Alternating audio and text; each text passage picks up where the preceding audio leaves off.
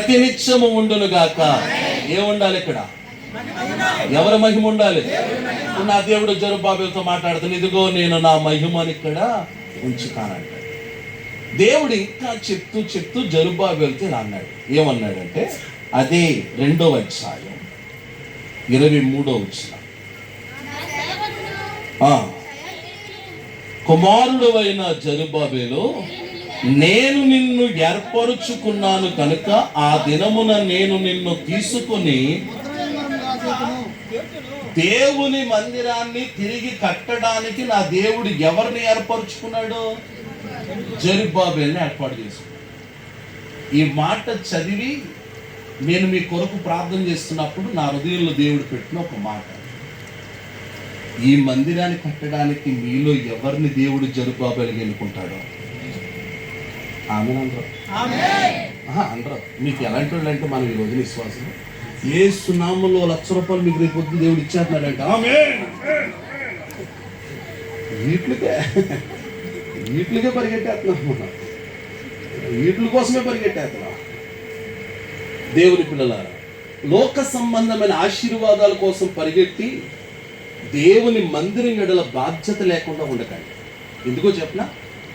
Israel ప్రజలకు నా దేవుడు చెప్తున్న మాట, ఇదిగో నా మందిరం పట్ల మీరు బాధ్యత కలిగి లేరు కాబట్టి విస్తారంగా విత్తారు, పంట పండతలేదు, కష్టపడుతున్నారు కానీ ఏమీ ఉండడం లేదు. కానీ నా మందిరం పట్ల మీరు బాధ్యతను కలిగి ఉంటే నేనేం చేస్తానో తెలుసా మిమ్మల్ని? 2వ అధ్యాయం 19వ వచనంలోని ఆఖరి భాగం.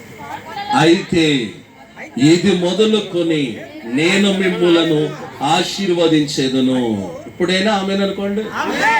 ఇది మొదలుకొని నేను మిమ్ములను ఆశీర్వదించేదను. 3 సార్లు అనండి మాట.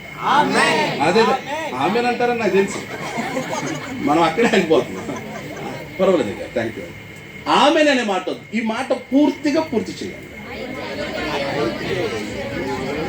ఇలాంటి మాటలు ఎందుకు వస్తాం మన నోట అంటారు, కొంచెం అంతర గట్టిగా. ఇది మొదలుకొని యెహోవా నిన్ను ఆశీర్వదించును.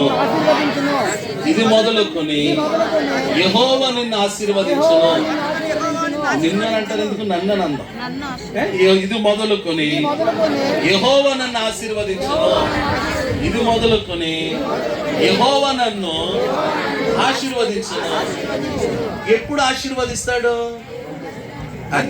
దేవుని మందిరము ఎడల బాధ్యత కలిగి ఉండి దేవుని మందిరము కొరకు ప్రార్థించే ప్రార్థన యోధులుగా మీరు తీర్చిదిద్దబడగలిగితే, ఇదిగో నేను మిమ్మల్ని ఆశీర్వదిస్తాను.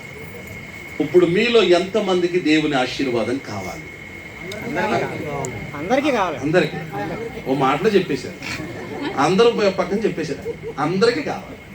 ఇప్పుడు అందరికీ కావాలని అంటున్న మీరు అందరూ దేవుని చేత ఆశీర్వదించబడాలంటే నా దేవుడు చెప్తున్న ఒక మాట, మందిరము ఎడల బాధ్యతను కలిగి. ఎందుకో చెప్పనా?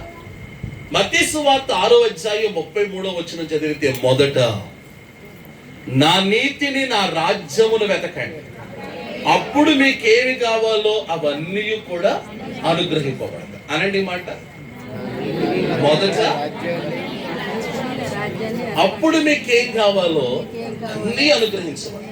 ఇప్పుడు మీకేం కావాలో అన్నీ అనుగ్రహించబడాలంటే మొదట దేవుని నీతిని రాజ్యాన్ని వెతకాలి.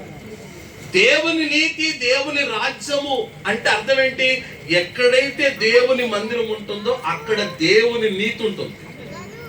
ఎక్కడైతే దేవుని మందిరం ఉంటుందో అక్కడ దేవుని రాజ్యము స్థాపించబడుతుంది. చెడ్డవారు మంచివారిగా మార్చబడతారు, త్రాగుబోతులు మంచివారిగా మార్చబడతారు, లోకంలో భయంకరమైన వ్యసనాలతో తిరుగుతున్న వారందరూ మంచివారిగా మార్చబడతారు. ఎక్కడైతే దేవుని మందిరం ఉంటుందో అక్కడ దేవుని నీతి దేవుని రాజ్యం స్థాపించబడుతుంది. అందుకే మొదటగా దేవుని పిల్లలుగా మనం వెతకాల్సింది ఏంటో తెలుసా? దేవుని నీతిని దేవుని రాజ్యాన్ని వెతికితే నీకేం కావాలో శీఘ్రముగా నా దేవుడు వాటిని అనుగ్రహించునుగాక. ఆమేన్ చెప్పండి. ఏమండి, దావీదు మహారాజు గురించి మీ అందరికి తెలిసిన విషయమే. దావీదు మహారాజు గొర్రెలు కాసుకుంటున్న సమయంలో నా దేవుడు సమూయేలు ప్రవక్తతో ఇలా అంటున్నాడు. సమూయేలు సౌలును ఎందుకు రాజుగా చేశానని నేను బాధపడుతున్నానయ్యా అన్నాడు. ఆ మాట అనగానే సమూయేలుకి నిద్ర పట్టడం లేదు, బాగా ఆలోచించేస్తాడు. అప్పుడు దేవుడు మరలా సమూయేలుతో ఇలా అంటున్నాడు, ఎందుకు నువ్వు అలా బాధపడుతున్నావు? యెష్షయి గారి ఇంటికి వెళ్ళు, యెష్షయి కుమారులో ఒక కుమారుని నేను రాజుగా నియమించుకోబోతున్నాను అన్నాడు. సరే నేను సమూయేలు యెష్షయి గారి ఇంటికి వచ్చాను. యెష్షయి గారు వందనాలు చెప్పుకున్నారు. ఇద్దరు